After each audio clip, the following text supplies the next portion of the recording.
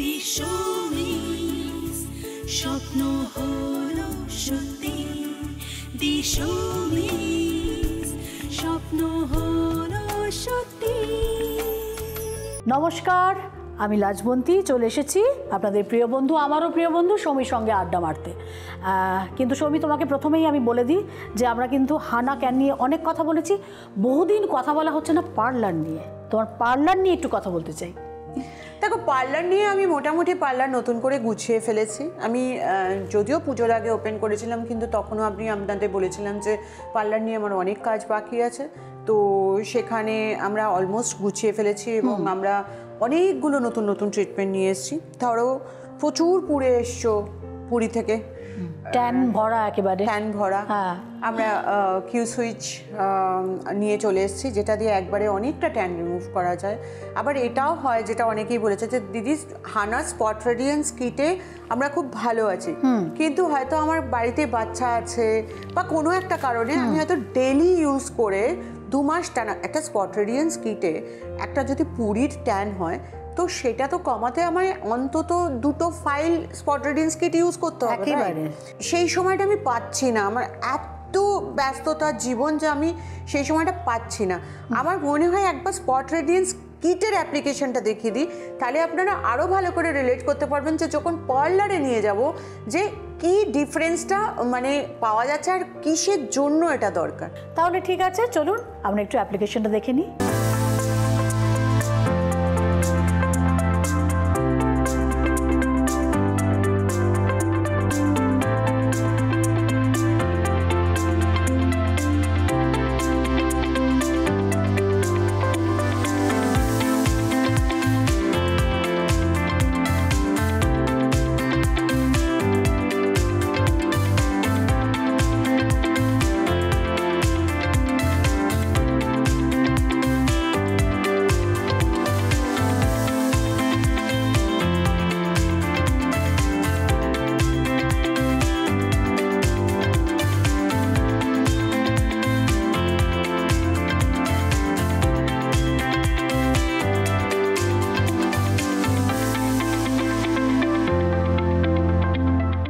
সত্যি ঠিক বলেছো, মানে শুধুমাত্র মুখে কথা বলে তো হয় না, মানে সেটাকে একটু না দেখালে। হানার প্রোডাক্টগুলো একটু কমপ্লিকেটেড। যেমন স্পট রেডিয়েন্স কিটে প্রথমে প্যাকটাই অ্যাপ্লাই করতে হবে, তারপরে স্ক্রাবারটা দিয়ে হালকা রাব করে তুলতে হবে। আবার অনেকে বলে স্ক্রাবারটা আগে ইউজ করে তারপরে প্যাক ইউজ করলে ভালো হয়। এনিওয়ে, সেটা আলাদা কথা। বাট এইটা করতে হলে তো একটা ডেডিকেশন দরকার। যা অনেকেই বলে যে আমি পুরী গেলাম, দীঘা গেলাম, মন্দারমণি গেলাম, 2-3 দিনে পাগল হয়ে কালো হয়ে চলে এলাম, আমার ট্যানটা এখনো ঠিক হয়নি, পুজোয় গেছিলাম এখনো আমার ট্যান ঠিক হয়নি, আমার ওই প্রত্যেক দিন অ্যাপ্লাই করা আমার পক্ষে সম্ভব হচ্ছে না, আমার সপ্তাহে 3-4 দিন অ্যাপ্লাই করা সম্ভব হচ্ছে না, আমরা কাজ করি বাইরে, বাচ্চা। তার জন্য কিন্তু পার্লারে যেতে হবে। কারণ পার্লারে গিয়ে যদি আমরা একটা কিউ সুইচ করাই অথবা গ্লুটাভিট ফেসিয়াল করাই, তাহলে কিন্তু খুব সুন্দরভাবে ওই ট্যানটা রিমুভ হয়ে যায়। তো আমি যেটা এখন দেখাবো সেটা হচ্ছে যে গ্লুটাভিট ফেসিয়াল কিভাবে আমরা করে থাকি। চলো পার্লারে যাই। এটা তো আমারও প্রচণ্ড জানার ইচ্ছে যে জিনিসটা কি, বিষয়টা কি। তাহলে আর দেরি নয়, চলুন চট করে ঘুরে আসি পার্লার থেকে।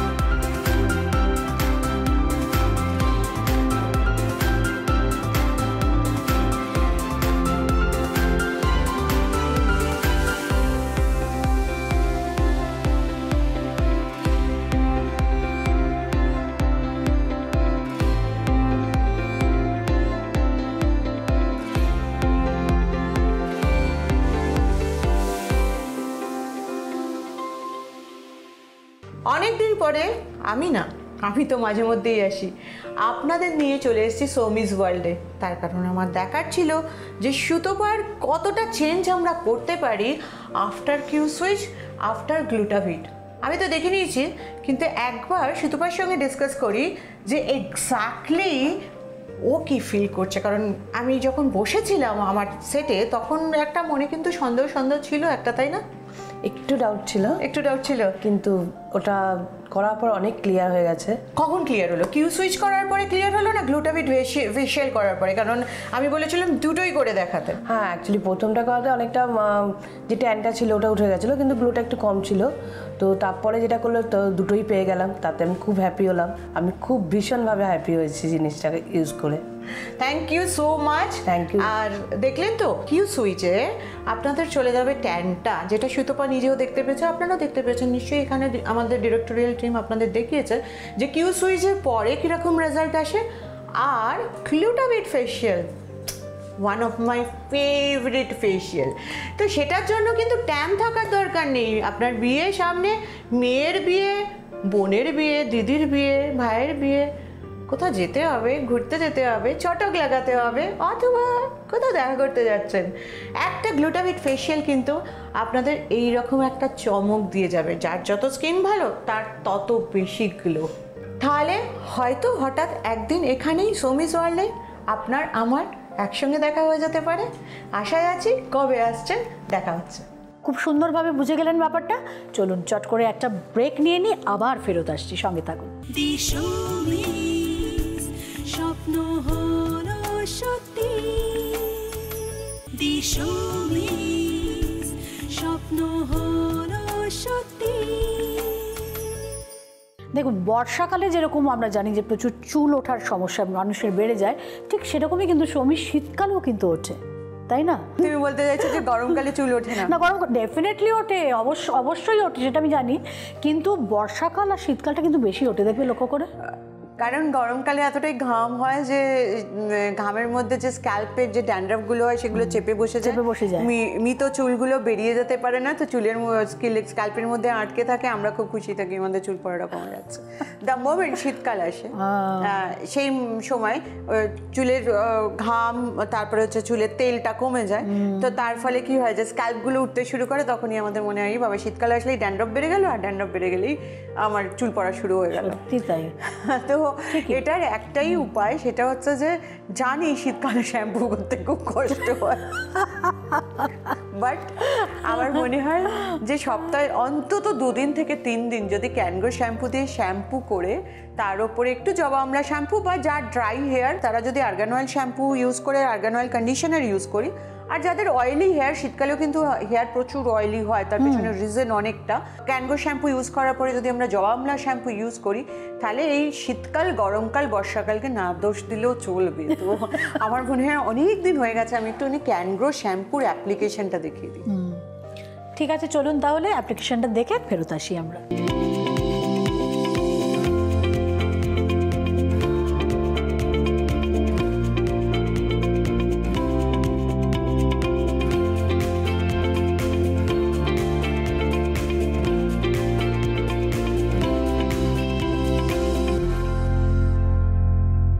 সত্যিই তাই, মানে আমি তো জানি মানে ক্যানগো লোশনের তো কোনো জবাব নেই, সে তো একেবারে যুগে যুগে কালেই চলছে, আরও চলবে। এটাই লাজবন্তী কথা বললাম, ক্যানগো শ্যাম্পু নিয়ে ঢুকে গেল ক্যানগো লোশনে, ও নিজের জায়গা থেকে নড়বে। আমি ক্যানগো লোশন এবং ক্যানগো শ্যাম্পু এরা হচ্ছে আমার বন্ধু, সেজন্য আমার কাছে দুটোই কিন্তু সমার্থক। একটা বলবো আর একটা বলবো, সাথে সাথে একটা মিস করবো আর একটা বলবো। আচ্ছা, এ তো গেল, ধরো আমরা তো দেখে নিলাম খুব ভালো করে, একটু মানে নতুন করে দেখার কিছু নেই, সবাই আমরা জানি। চুল পড়াটা তো বন্ধ হলো, এবার স্মুথ সুন্দর করে একটা বেশ সুন্দর ঢেউ খেলানো স্মুথ। এই যে কথাটা বললে খুব ভালো বললে। একটা টাইম ছিল স্ট্রেটনিং এলো, মানে এরকম কাঠের মতো, হ্যাঁ বাবা জঘন্য একেবারে। তারপরে এলো স্মুথনিং, সেটাও ওরকম কাঠের মতো পড়ে থাকে। তারপরে এলো কেরাটিন, সেটাও এক ধরনের ওই কাঠের মতনই পড়ে থাকে, একটু চুলটা একটু সফট হয়েছিল। কিন্তু এখন আমরা চুল বলতে কি চাই, একটা স্ট্রেটনিং এফেক্টও থাকবে, কিন্তু ভলিউম থাকবে, একটু ভলিউম থাকবে, হ্যাঁ। তো সেই জন্য কিন্তু দ্য সৌমিজ ওয়ার্ল্ডে চলে এসছে কোলাজেন ট্রিটমেন্ট ফর হেয়ার। এটা একদম নতুন, আমি বলতে পারি যে এখানে প্রায় ওয়েস্ট বেঙ্গলেই নতুন আমরা যেটা নিয়ে এসেছি, কোলাজেন ট্রিটমেন্ট ফর হেয়ার, যেটা চুলটা স্ট্রেটও থাকবে, চকচকে ভাবও থাকবে, কিন্তু চুলে একটা ঢেউ খেলানো একটা ভাব থাকবে। আচ্ছা, চলো আমরা একটু যাই, একটু পার্লারে গিয়ে একটু দেখি। আমিও কিছুদিন আগে করিয়ে এসেছি, তো চুলটা আমার অনেক আগে একটু ছোট কেটে দিয়েছে, সেটা তো বড় হতে সময় লাগবে। আমার মনে হয় একবার দেখে নিজে কোলাজেন ট্রিটমেন্ট ফর হেয়ার। একদম, আর একটু দেরি নয়, চলুন তাড়াতাড়ি আমরা পার্লার থেকে ঘুরে আসি।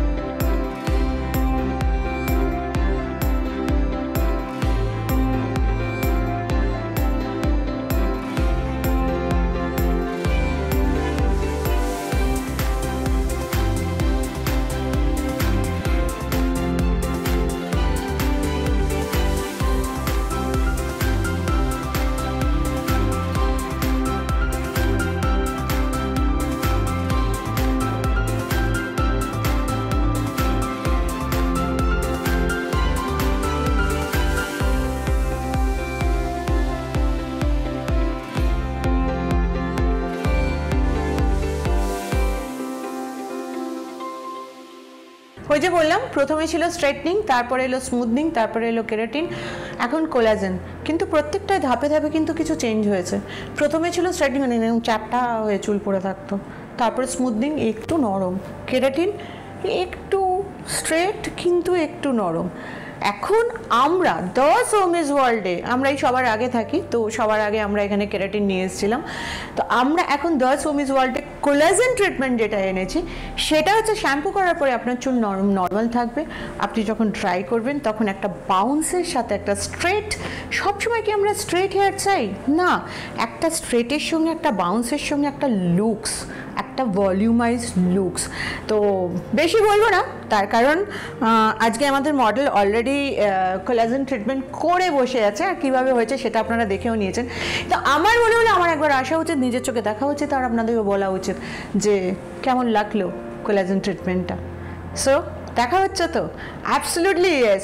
আমরা আবার নতুন করে ব্যাক করে এসেছি সৌমিজ ওয়ার্ল্ডে। দেখা হচ্ছে আপনাদের সাথে এখানেই।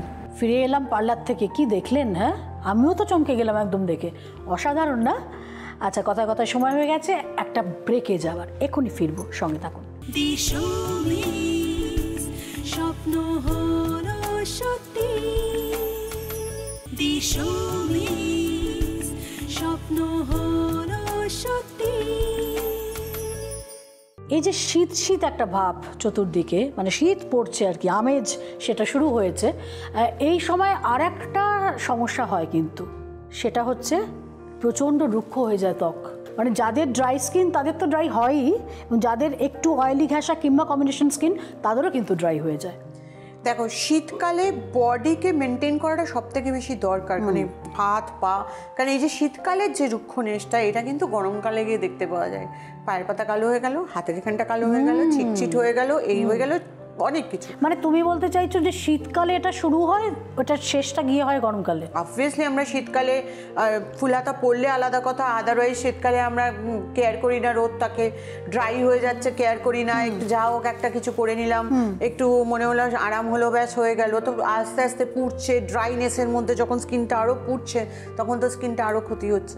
তো এটার জন্য শীতকালে, দেখো এটা আমি নতুন কিছু তো বলছি না, পুরনো পদ্ধতি। শীতকালে একটা মানে অলিভ অয়েল, যেটা আমাদের অলিভ অয়েলটা যেটার মধ্যে আমরা ধরো ওই পুরোনো পদ্ধতিতে একটু অরেঞ্জ পিল এইসব দিয়ে রেখেছি, গাজর এইসব দিয়ে রেখেছি, তো ওই অলিভ অয়েলটা আমরা যদি একটু অ্যাপ্লাই করে নিই, করার পরে আমার কাছে সময় নেই, আমি বডি ওয়াশ তো ডেফিনেটলি ইউজ করব। তো ধরো স্ট্রবেরি বডি ওয়াশটা আমি ইউজ করি, স্ট্রবেরি বডি ওয়াশটা ইউজ করলাম, নো ছোবড়া ঘষা।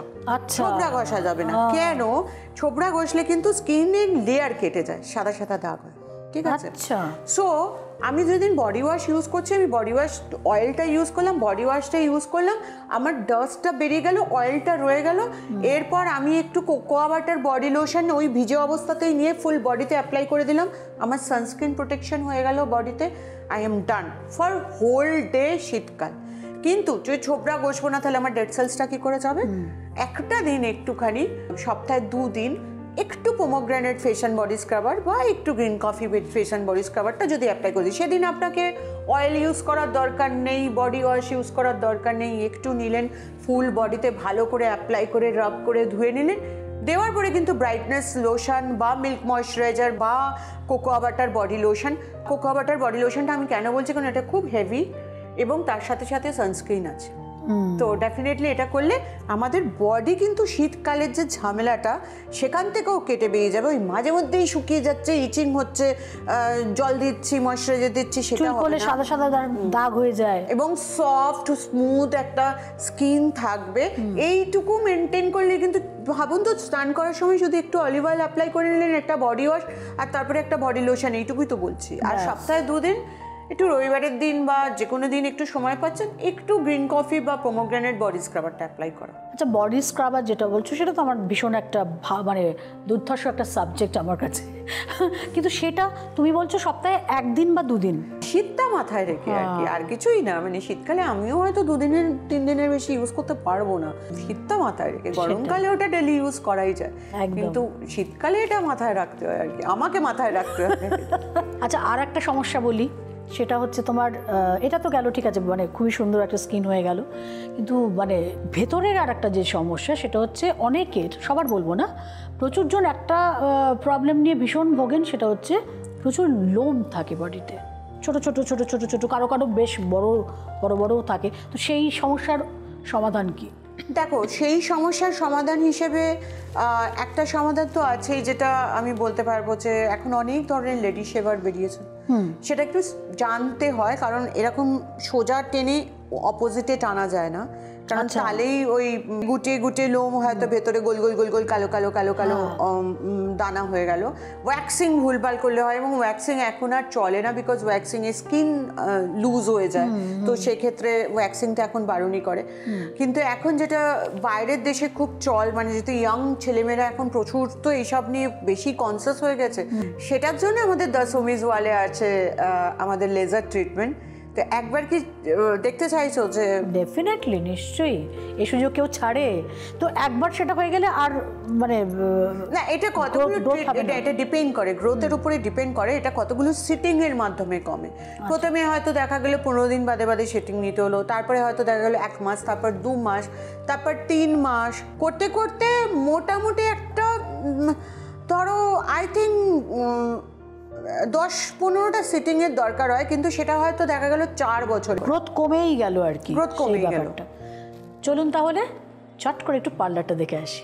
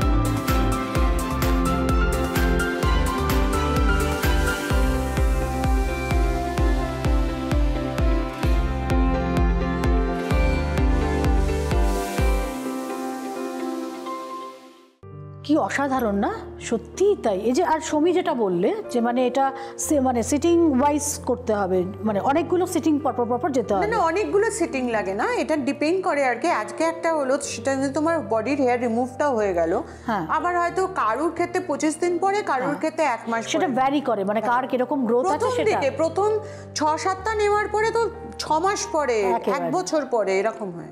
বাহ, এটা একটা দারুণ জিনিস জানলাম এবং আপনারাও দেখলেন যে কিভাবে এই সমস্যার সমাধান হতে পারে। আজকে তো আর একেবারে সময় নেই আমার হাতে, যেতে হবে, কিন্তু দেখা হবে আবারও অন্য কোনো দিন অন্য কোনো পর্বে। ততদিন খুব ভালো থাকুন, ভীষণ ভালো থাকুন এবং অত্যন্ত সুন্দর থাকুন, এটাই সব থেকে আগে দরকার। নমস্কার। দিশমিস স্বপ্ন হলো সত্যি, দিশমিস স্বপ্ন হলো সত্যি।